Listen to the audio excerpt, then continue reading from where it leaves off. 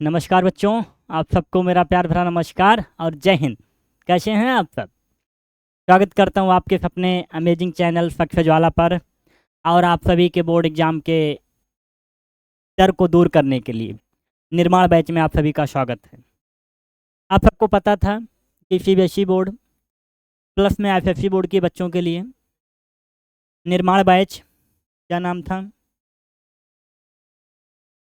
निर्माण batch start किया गया था और उसमें क्लासें हुई हैं। कुछ अगर डिले थी तो रीज़न था कि अदर कोर्सों को लेके चीज़ें थोड़ी व्यस्तता थी, लेकिन काफ़ी लोगों का ये कमेंट था, काफ़ी बच्चों का था कि चीज़ें स्टार्ट हों। तो आज की क्लास में हम लोग बात करेंगे क्लास 10th के बोर्ड एग्ज़ाम को टारगेट करते हुए। और ये जो टॉपिक है अर्थमेटिक प्रोग्रेशन, जिसे आगे चल के सीक्वेंस एंड सीरीज बोला जाता है, ये 10th का आईसीएसई हो या सीबीएसई का बोर्ड हो या हिंदी मीडियम हो, दोनों जगह ये टॉपिक मिलता है। बस नाम क्या हो जाता है, अर्थमेटिक ही रहता है, लेकिन जब हिंदी मीडियम के बच्चों की बात करते हैं तो उनका नाम हो जाता है समांतर श्रेणी। क्लियर? तो आज इसी समांतर श्रेणी को बात करने वाले हम लोग कि कैसे इसको समझें और क्या बेहतर तरीका हो एकदम आसान लैंग्वेज में। पर अगर जान जाते तो शायद सारा क्वेश्चन हो जाता। ठीक है, चलिए स्टार्ट करते हैं। तो पहला टॉपिक क्या है? अर्थमेटिक प्रोग्रेशन, जिसे आप शॉर्ट फॉर्म में एपी भी बोलते हैं। क्या बोलते हैं? एपी। एक सेकंड,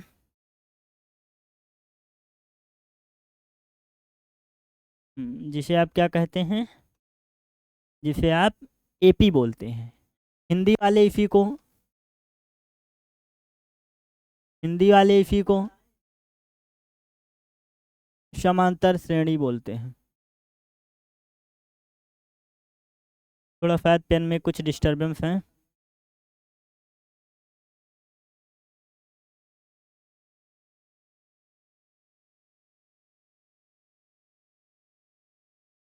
क्लियर? समांतर श्रेणी के नाम से जाना जाता है।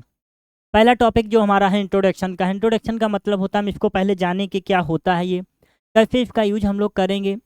तो उससे जानने से पहले हम अपने आसपास की बहुत चीज़ों को देखते हैं और पता नहीं कर पाते कि हो क्या रहा है सर। इंट्रोडक्शन में अगर बात करें तो इसमें हम कुछ चीज़ों की बात करने वाले हैं। पहले हम पैटर्न की बात करेंगे कि ये जो सीरीज होगी, ये जो अर्थमेटिक प्रोग्रेशन है, ये एक पैटर्न है। जैसे कि आपने देखा होगा किसी स्कूल का ड्रेस सेम पैटर्न को फॉलो करता है। किसी की सैलरी जो है, मान लीजिए इंक्रीमेंट हो रहा है तो एक के बाद एक होता है। जैसे कि अगर बात करें तो किसी की सैलरी मान लेते हैं 8000 है। अब मान लीजिए इस व्यक्ति की जो सैलरी है वो कुछ अमाउंट के साथ इंक्रीज हो रही है, जैसे बोले 1000 पर ईयर,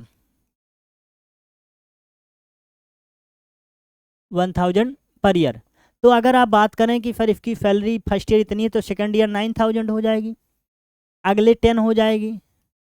पर ऐसे अगर हम बात करें कि क्या हम इसकी 100 साल बाद, 100 ईयर्स बाद सैलरी पूछे तो कितनी होगी, तो शायद आपके लिए थोड़ा सा कॉम्प्लिकेटेड हो जाएगा वैल्यू को फाइंड आउट करना।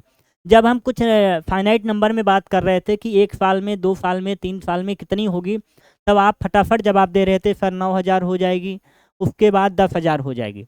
तो सेम ऐसे ही पैटर्न की हम बात करेंगे कि कभी जब कोई बड़ा अमाउंट आपके सामने आ जाए और डायरेक्ट पूछ रहे इस साल इसको कितना देना होगा, तो उसकी हम कैसे वैल्यू फाइंड आउट करेंगे, जिसका यूज करेंगे हम अर्थमेटिक प्रोग्रेशन का। क्लियर? तो इसमें हम एक पैटर्न की बात करने वाले हैं, जिस पैटर्न को हम क्या बोलेंगे? अर्थमेटिक प्रोग्रेशन बोलेंगे। ठीक? ठीक है सर।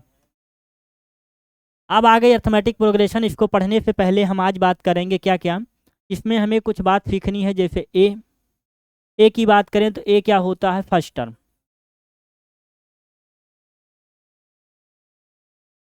इसी बीच हम डी की बात करेंगे, जिसका नाम होने वाला है कॉमन डिफरेंस।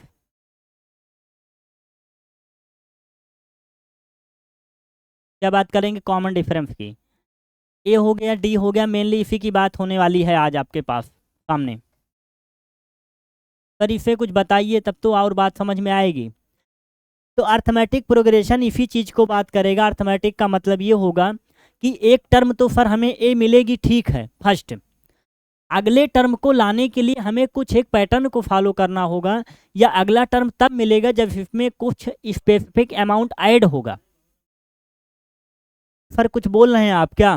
हम ये कहना चाह रहे हैं कि फर्स्ट टर्म तो आपका ए है, लेकिन जब सेकंड टर्म की हमें बात करेंगे कि अगली सैलरी उसकी क्या होगी, जैसे पिछले क्वेश्चन की बात करें तो पहले उसकी सैलरी थी 8,000, देन उसकी सैलरी हो गई 9,000,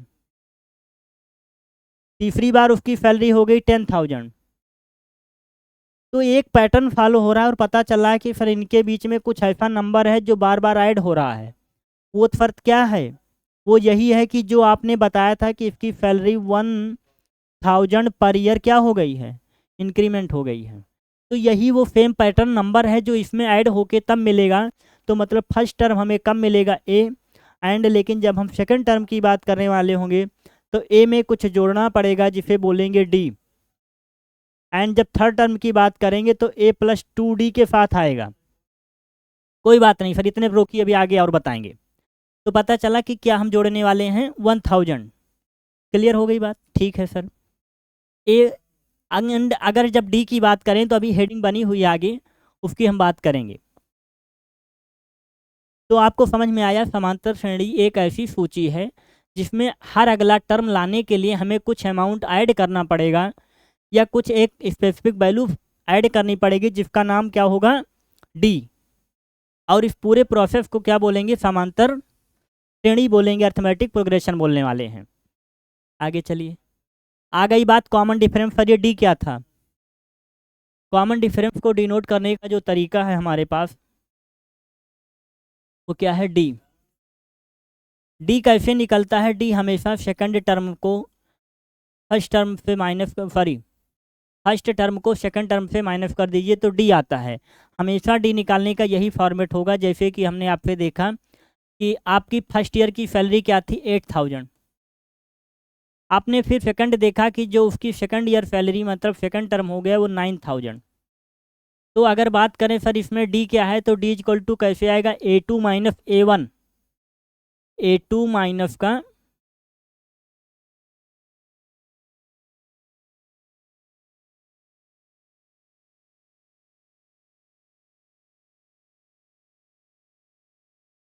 D is equal to 9,000 minus 8,000, that is, देखिए आपने, हमने जब आपको क्लास स्टार्ट की थी तब ये बात बोली थी कि जो आपकी सैलरी इंक्रीज हुई है पर ईयर वो कितनी थी सर, 1,000 बताया था आपने। हाँ, तो बिल्कुल आपको ये बात पता चल गई कि डी हमारा क्या है, 1,000 है। तो डी कैसे निकलता है, डी हमेशा A2 माइनस A1 से आएगा और ऐसे ही आपको फॉलो करना होगा। क्लियर? ठीक है सर।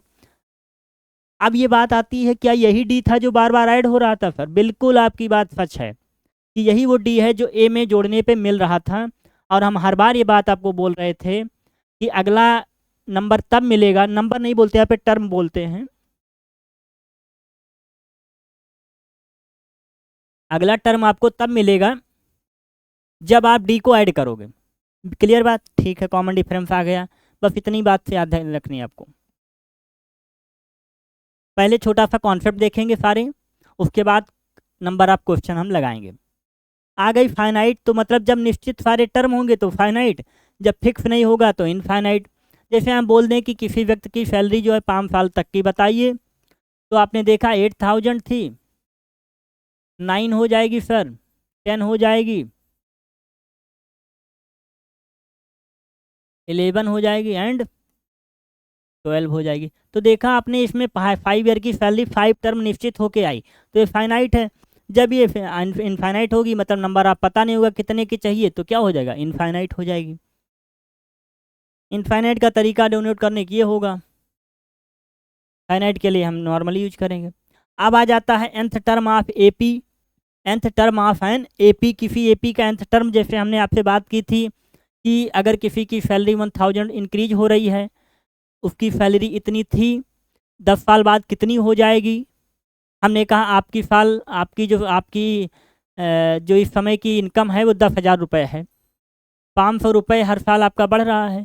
हम पूछे 50 साल बाद आपकी सैलरी क्या हो जाएगी, तो आप कैसे बताएंगे उस बात को? तो उसके लिए बनाया गया arithmetic progression, minute with in second आप उस चीज़ को निकाल सकते हैं। ये होता है रियल लाइफ में इसका यूज। ठीक, चलिए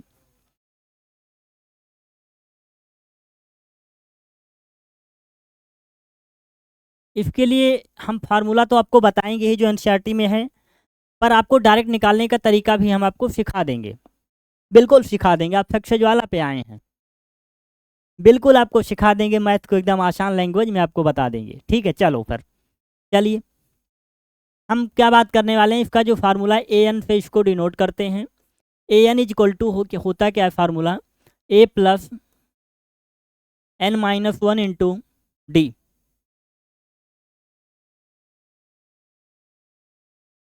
ठीक है सर, ये तो फार्मूला है जो आपकी सर बुक में भी लिखा है, तो क्या पढ़ें, यही पढ़ना है।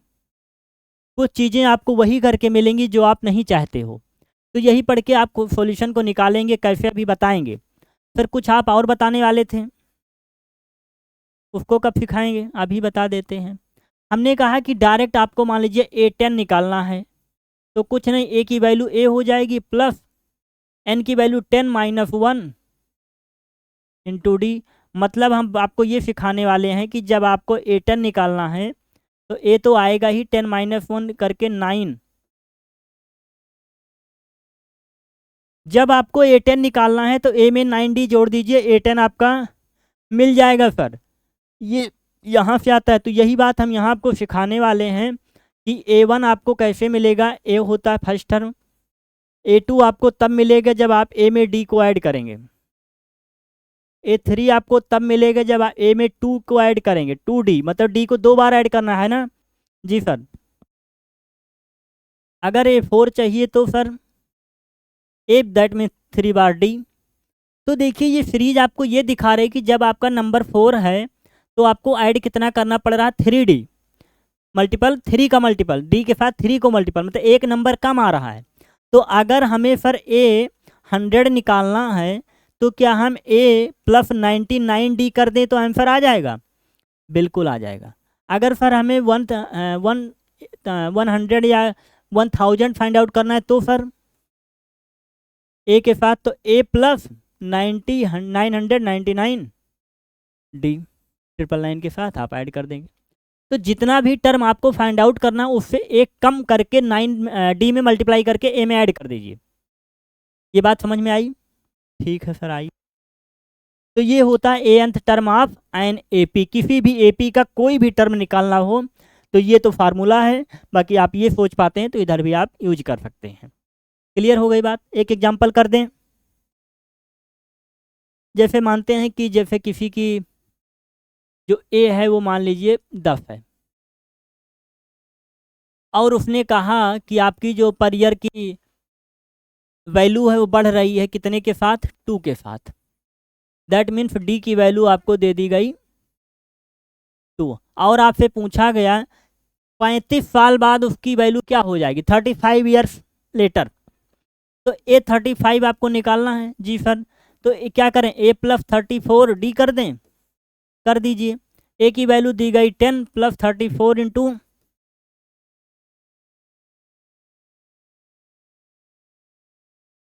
ए 35 की वैल्यू क्या आ गई, विद इन सेकेंड आप आंसर निकाल देंगे ए प्लस 34d करके और वहाँ से वैल्यू पुट करेंगे। फार्मूले वाले से बता दीजिए, देखो फार्मूला अगर आप पुट करते हैं तो a n is equal to formula क्या है, a plus N minus one into d. आप 10th बोर्ड्स में हैं, आपको इस फार्मूले को बाकायदा बोर्ड कॉपी में लिखना है तभी आपको नंबर मिलेगा।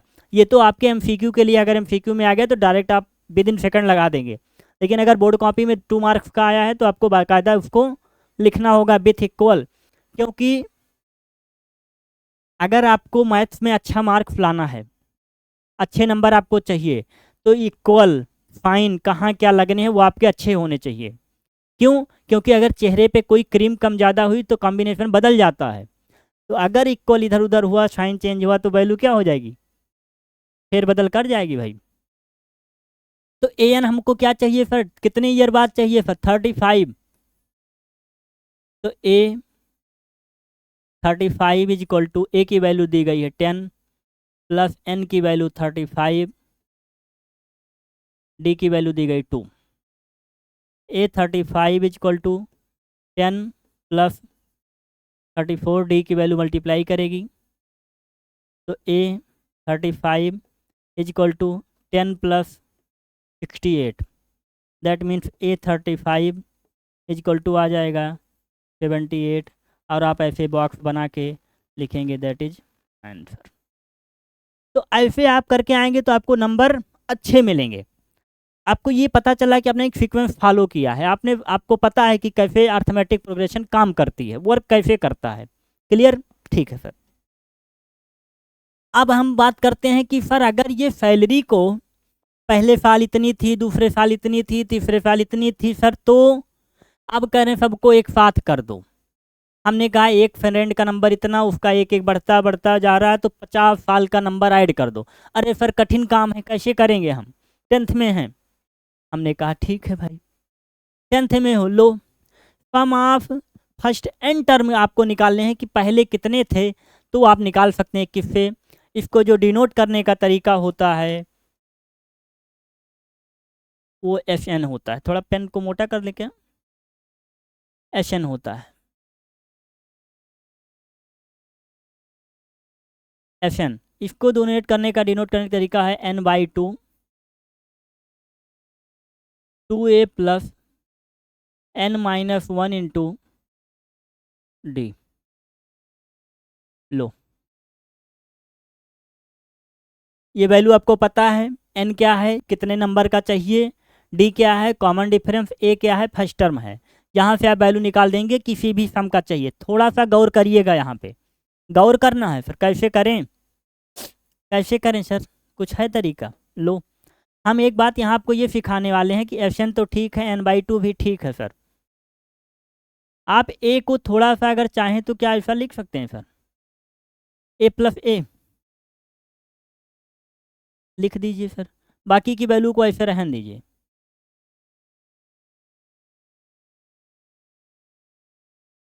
रहन दें ऐसे, ठीक है रहन दीजिए। इतने को थोड़ा और गौर करिए सर, कितने को आपने अभी कुछ लिखा था वहाँ पे, क्या सर, an। और एक बात आप देखिए, अगर आप कोई भी टर्म निकालते जा रहे हो, मान लो यहाँ पे पहुँच गए आप, तो ये लास्ट में लिखा है तो इसको एल तो मान सकते हैं भाई, अंतिम वाला टर्म है तो उसको क्या मान सकते हैं, L. L that means last term, क्या, लास्ट टर्म। तो अगर इस वैल्यू हमारी लास्ट वाला नंबर निकाल के देती थी जो हम चाहते थे, तो मतलब वो लास्ट होता था। तो क्या इसको हम कुछ लिख सकते हैं, an इक्वल टू एल। ठीक है सर, लिख दीजिए। तो अगर आपको F N equal to n/2 और लास्ट टर्म दिया है, तो इतना तो बचा a, बाकी को लिख दिया आपने l। लीजिए, यदि आपको दिया है कि लास्ट टर्म इतना है, गिवन है अगर ये, तो यूज दिस फार्मूला। अगर आपको पता चल गया कि लास्ट टर्म इतना है, फर्स्ट टर्म इतना है, बोले इनका सबका आप क्या निकालिए, सम ऑफ एन फर्स्ट टर्म निकालिए, तो डायरेक्ट इस फार्मूले का यूज करके आप फाइंड आउट कर सकते हैं। नोट करते जाइएगा इसको। बाकी इसके नोट्स के लिए आपको टेलीग्राम पे जुड़ना होगा, जो कि जिसकी डिस्क्रिप्शन लिंक आपको वीडियो के बाद मिल जाएगी। ठीक है सर, बात समझ में आई? अभी इसका क्वेश्चन करते हैं। अर्थमेटिक मीन क्या होता है? अर्थमेटिक मीन कुछ नहीं है, मान लीजिए कोई ए बी एंड सी कोई एपी में है, इन एपी,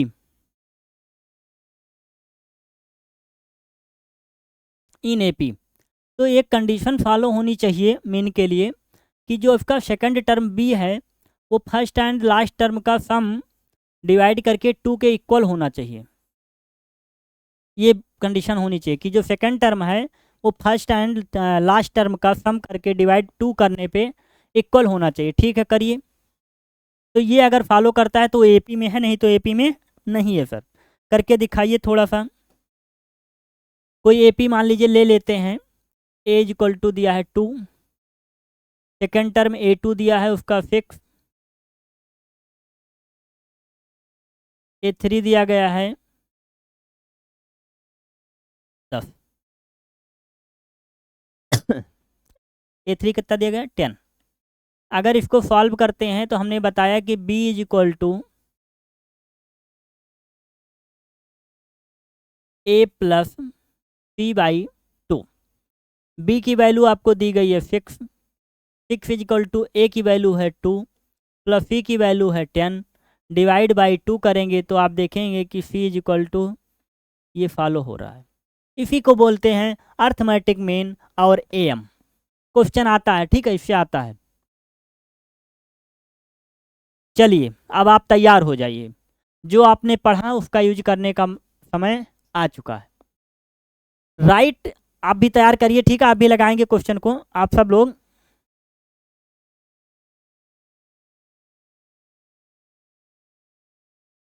आप सब क्वेश्चन को लगाएंगे, ठीक है। क्या लिखा? Write first four term of the AP when the first term A and the common difference are given. कुछ आपको दिया गया, एक एक हम करते जाएंगे, बाकी आपके लिए होमवर्क है। हम एक एक पैटर्न बताते जाएंगे कि ए और डी कैसे निकालते हैं। कुछ टर्म आपको निकालने फोर तक के। क्या? राइट फोर टर्म मतलब इसके प्रथम चार टर्म निकालिए। हिंदी मीडियम वाले पहले चार पद निकाल के दिखाइए क्या होंगे। अगर ए और डी दिया गया तो पहला क्वेश्चन हम लगा देते हैं, बाकी आप लोग सॉल्व करेंगे। ए इज इक्वल टू दिया है 10, डी इज इक्वल टू दिया है 10। लगाने का तरीका क्या है? ए टू कब आता है? जब डी को ऐड करते हैं। ए थ्री कब आता है? जब टू डी को ऐड करते हैं। तो a 10, a two, A plus d, that means 10 + 10 20, a three, a plus 2d मतलब सर 10 + 20 30 हो जाएगा। ए प्लस 3d 10 + 30 आ जाएगा 40। ये रहे आपके ये प्रथम चार टर्म। आप चाहें तो यहाँ से भी कर सकते हैं, और अगर आप चाहें तो फार्मूले से कैसे लगाएंगे? फार्मूले से लगाने का तरीका क्या? A n is equal to A plus N minus 1 into d. A n मतलब एन की वैल्यू एक बार आपको 1 पुट करनी है, एन की वैल्यू एक बार आपको 2 पुट करनी है, एन की वैल्यू एक बार आपको 3 पुट करनी है, एन की वैल्यू एक बार आपको 4 पुट करनी है। A1 तो आपका लिखा हुआ है, तो हम 2 से निकालना शुरू करेंगे, ठीक है। तो अगर हम 2 की वैल्यू पुट करते हैं यहाँ पे, तो A2 इज इक्वल टू क्या हो जाएगा? पेन बदल दें कलर ताकि आपको दिखे। A2 इज इक्वल टू हो जाएगा ए की वैल्यू क्या है? 10 प्लस एन की वैल्यू क्या हो गई? 2 - 1 इंटू डी की वैल्यू दी गई 10। तो A2 इज इक्वल टू क्या हो जाएगा? 10 प्लस 2 - 1 1, 10 का मल्टीप्लाई करेंगे 1, सॉरी 10, 10 और 10 20। देखिए यहाँ भी तो आपका 20 आया था। तो जो आपको अच्छा लगे उससे आप सॉल्व कर सकते हैं। क्लियर? बाकी के क्वेश्चन को आप सॉल्व करेंगे सेम जैसे हमने लगाया है। लगाओगे? लगाओगे? खाओ कसम। खाते हैं सर? खाए कसम ना आप लोग? ठीक है, खा लिए सर। इसलिए सब दो दो लेके आए, एक हम करेंगे एक आप करोगे। For the following AP right the first term and the common difference. किसी भी एपी का first term and common difference कैसे निकालेंगे? एक हम कर देते हैं, बाकी आप खुद करोगे। करोगे? करेंगे सर।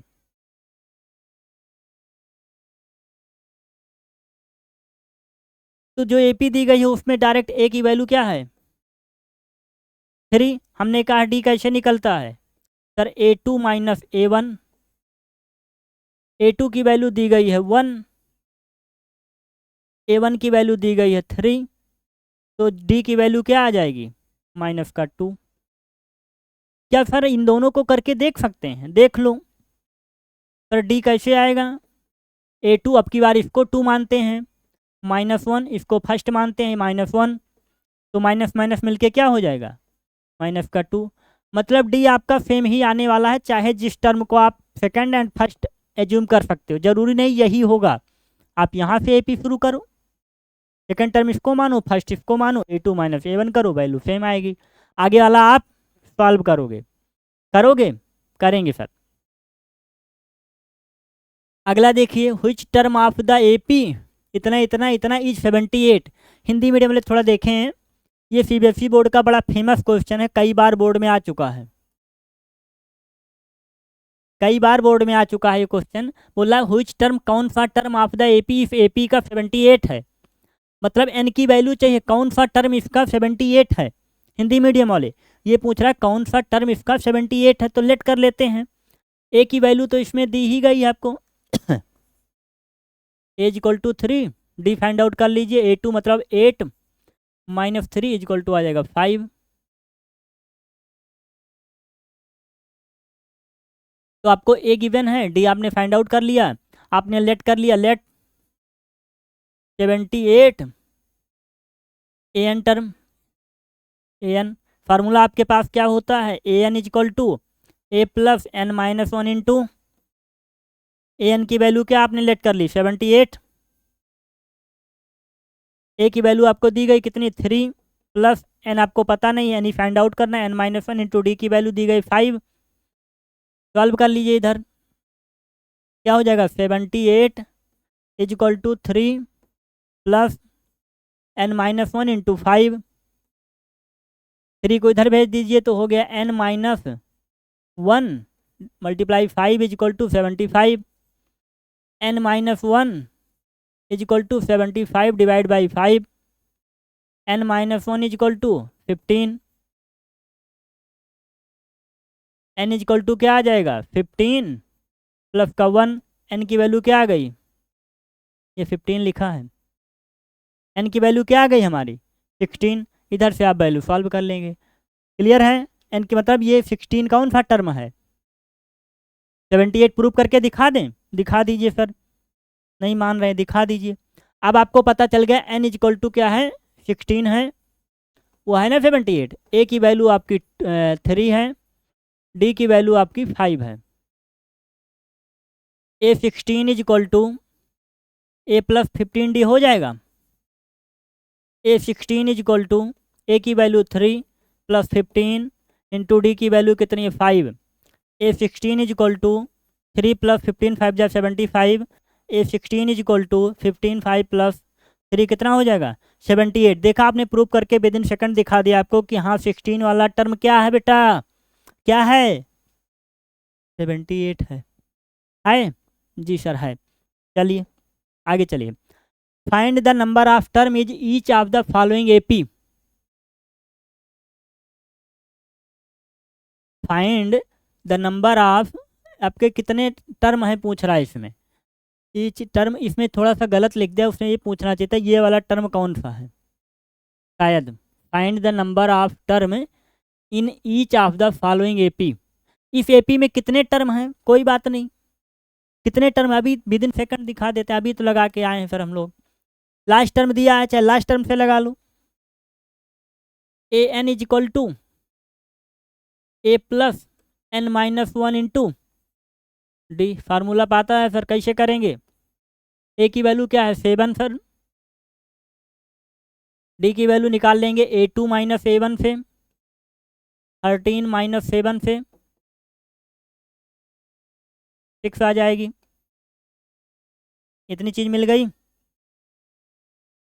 प्रूव कर दो। अब ए एन की वैल्यू क्या है 205 इज इक्वल टू ए मतलब 7 plus N minus 1 into D की वैल्यू कितनी निकाली आपने 6, इसको इधर भेज दो 205 minus 7 is equal to N minus 1 into 6,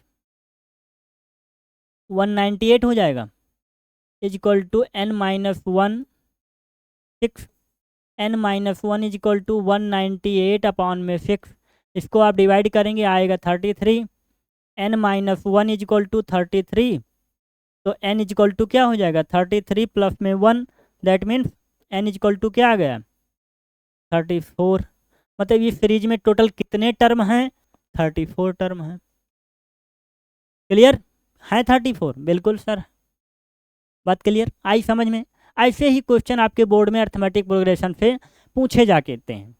ICSE वाले बच्चे परेशान ना हों, उनके लिए ज्योमेट्रिक प्रोग्रेशन भी लाएंगे, बिल्कुल लाएंगे, टॉपिक कोई नहीं छूटेगा। एक आप पढ़िए, अगली क्लास भी जस्ट आपको जल्दी ही मिलेगी। क्या लिखा, find the 31st term of an AP whose 11 term इतना है 16 टर्म इतना है। ऐसा क्वेश्चन बहुत प्रिय है, क्या है, बोर्ड वालों को बहुत पसंद है ऐसा। जैसा आपको सर रील देखना पसंद है, हमको तो रील, हाँ सर रील, आपको, हमें तो सवाल लगाना। चलो लगाते हैं। हिंदी मीडियम वाले थोड़ा देखें, लिखा हुआ फाइंड द 30 मतलब 31वां टर्म निकालिए जिसका 11वां टर्म ये है और 16वां टर्म ये है। तो आपको यहाँ पर थोड़ी अपनी बुद्धि को तेज करना है और तुरंत सोचना है कि ये टर्म क्या होता है। तो हमने आपको बताया था A11 दैट मीन्स क्या होता है A+10D, और A16 इजिकल टू क्या हो जाएगा A+15D, है ना जी सर। ये इक्वेशन फर्स्ट है, ये इक्वेशन सेकंड आपको तुरंत मन में सोचनी है। इसकी वैल्यू दी गई कितनी है पर 38, मतलब A+10D इजिकल टू 38 दिया है, और A+15D इजिकल टू आपको दिया गया है कितना है सर 73। ये इक्वेशन फर्स्ट है सर, ये इक्वेशन सेकंड है। हमने आपसे बोला equation second minus equation first कर दीजिए। तो क्या है A+15D equal to 73, A+10D equal to 38, माइनस करेंगे दोनों को, ये कैंसिल आउट हो जाएगा, ये बचेगा 5D इजिकल टू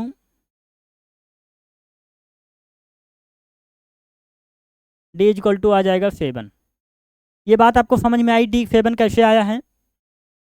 D आपको मिल गया, D की वैल्यू कहीं भी आप पुट कर दीजिए, इक्वेशन फर्स्ट में आपको क्या मिल जाएगा A मिल जाएगा। यहाँ लिख देंगे आप इधर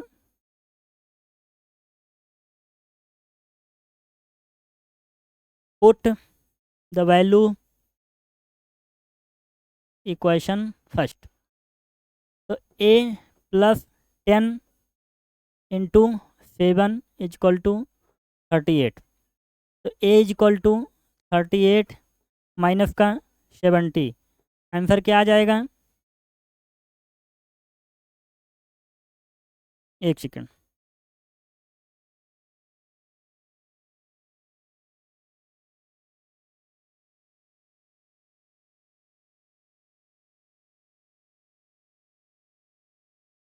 A की वैल्यू आपकी क्या आ जाएगी माइनस की 32।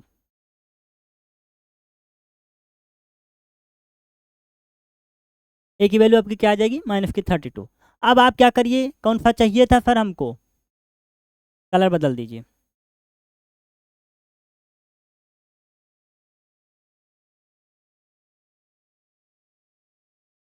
अरे ये नहीं दिख रहा होगा है ना, हमको चाहिए A31, मतलब A+30D।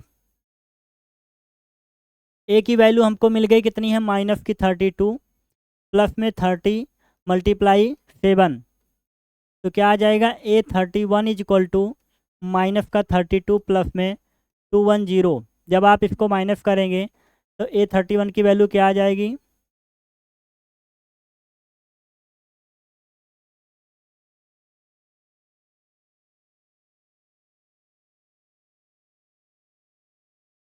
वन 178।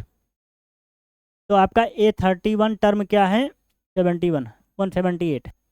ऐसा क्वेश्चन आपको पेपर में आएगा करने को, जिसमें 2-3 स्टेप आपको करने होंगे। दोबारा देख लीजिए कैसे किया गया है।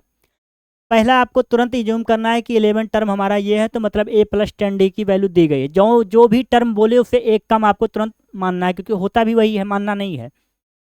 16 टर्म की बात करी, A+15D की वैल्यू दी गई है। दो इक्वेशन आपकी बन के तैयार हुई, हमने सेकंड से फर्स्ट को माइनस किया। काफ़ी बच्चों के मन में एक सवाल होगा कि सर अगर फर्स्ट वाली से माइनस कर देते तो कुछ नहीं फर्क पड़ता, प्लस माइनस का डिफरेंस होता, थोड़ा कंक्लूजन आता मन में, लेकिन क्लियर हो जाता। कर सकते हो, कर सकते हो। डी की वैल्यू आ गई, डी की वैल्यू को हमने क्या किया, इक्वेशन फर्स्ट में पुट किया, जो वैल्यू आई वहाँ से 31D को निकाल दिया, और ये रहा तरीका सॉल्व करने का। बिल्कुल एग्जैक्ट तरीका है, चाहें तो आप यहाँ पर ये ना यूज करके आप अपना वाला फार्मूला यूज कर सकते हैं, ठीक, A+n-1 इंटू डी करके। क्लियर है बात, ठीक है sir. NAP consist 50 term of which third term इतना एंड लास्ट टर्म इतना, 29 टर्म चाहिए अपन को। सेम कॉन्सेप्ट पे क्वेश्चन है। क्या बोला, टोटल टर्म कितने हैं उसमें 50, और जो थर्ड टर्म दिया है मतलब A+2D, और कितना दिया गया लास्ट टर्म, तो टोटल 50 है, तो मतलब A+49D दिया गया है।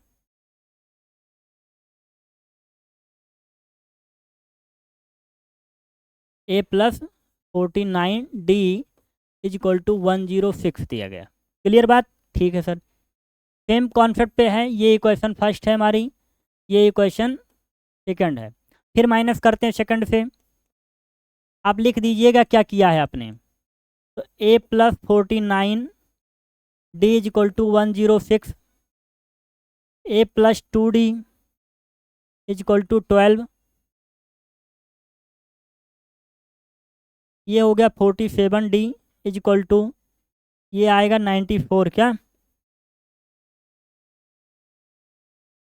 तो जब आप d की वैल्यू फाइंड आउट करेंगे तो हो जाएगी 2। d आपको मिल गया, put the value of equation first, put d is equal to equation first. Equation first आपकी क्या है, a plus 2d, a plus 2 into 2 is equal to 12, that means a is equal to आ गया 8। कौन सा चाहिए, A29 चाहिए। तो A29 इज इक्वल टू, आप चाहें तो ऐसे निकाल लीजिएगा, a प्लस 28d। तो A29 इज इक्वल टू हो जाएगा, a की वैल्यू है 8 plus 28 into 2, A29 is equal to 8 plus 56, A29 is equal to आ जाएगा 64। आप चाहिए तो ये तरीका लगा दीजिएगा, नहीं तो आपके पास जो हमने फार्मूला बताया है, an is equal to a plus n minus 1 into D. an की वैल्यू क्या है सर, A29, a की वैल्यू 8 है, प्लस n की वैल्यू 29 है, माइनस 1, डी की वैल्यू आपकी 2 है। A29 is equal to 8 plus 28 into 2, A29 is equal to इधर से भी क्या आने वाला है,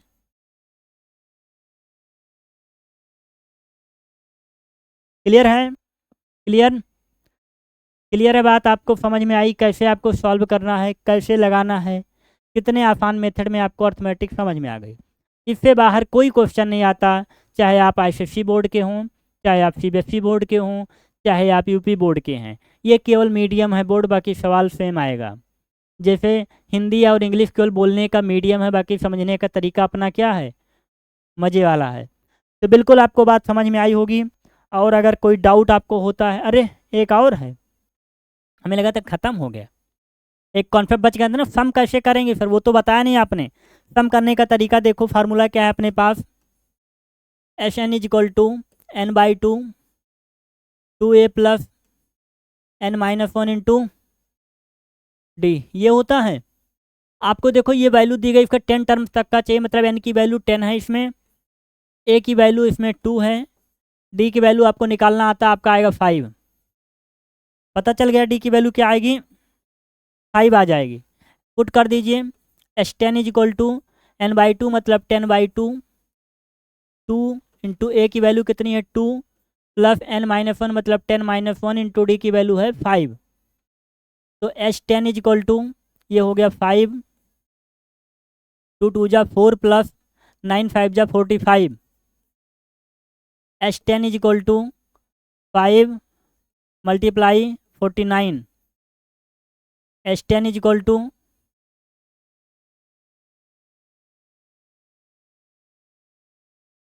ठीक है।